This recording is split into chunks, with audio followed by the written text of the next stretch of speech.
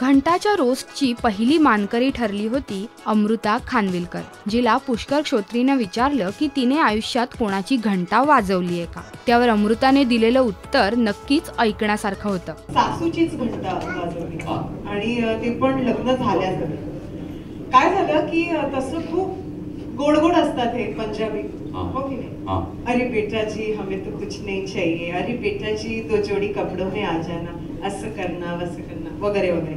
So झालं काय की आमचं लग्न वगैरे झालं, विदाई वगैरे झाली आणि आम्ही तो काहीतरी एक गेम असतो सकाळी 5 वाजता खेळायचा.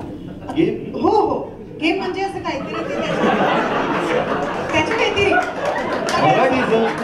पंजाबी गेम अजून आत्मसात केलेलं नाही. पहाटे 5 वाजता लग्नानंतर.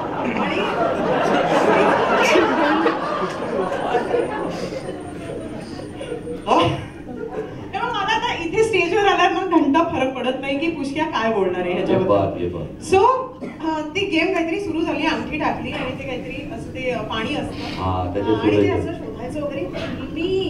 आणि माझं मराठी मराठी डोकं जागृत झालेलं की वास आता हे काय चाललंय वगैरे. हा, आणि ना तिने ते सगळ्यांसमोर एक मला कडे घातली, आपके लिए बनाया है वगैरे. आणि तो गेम संपला आणि सासू आली म्हणे मागायला परत कडे परत तुझ्याकडे. हो. तर मी म्हटलं क्या क्या मम्मी. तर म्हणे की नाही ते परत दे म्हणून. तर म्हटलं हा मैं जरा बाथरूम होके आती हूँ. हा, आणि मी गेले.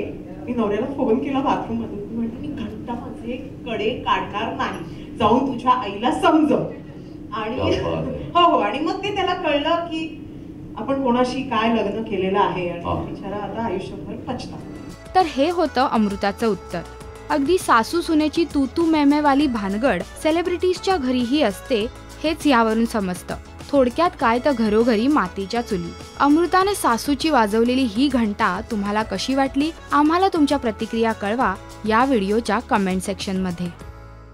नमस्कार, मी Amruta Khanvilkar. Please subscribe to Rajshri Marathi.